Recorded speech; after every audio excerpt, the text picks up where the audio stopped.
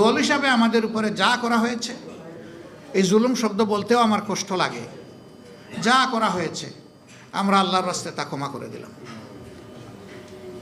দল হিসাবে আমরা কোনো প্রতিশোধ নেব না, তবে এটা আশা করব যারাই রাজনীতি করবেন তাদের জন্য আল্লাহ একটা রাজকীয় মন দেন, তারা যেন জটিল এবং সংকীর্ণ মনা না হন, তারা যেন এক ছোখা না হন, তারা যেন তুষামতকারীদের পাল্লায় পড়ে জনগণকে ভুলে না যান। আপনারা মাফ করে দিচ্ছেন কেন?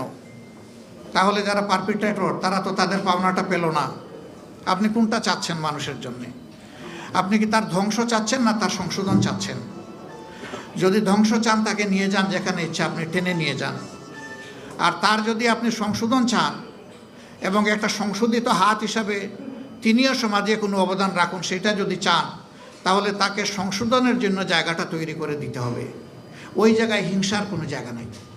কোনো ভিকটিম কিংবা ভিকটিম ফ্যামিলি তারা যদি সুনির্দিষ্ট অপরাধের প্রতিকার চেয়ে আইনের আশ্রয় নেয়, আমরা তাদেরকেও সাহায্য করব, এটা আমাদের দায়িত্ব।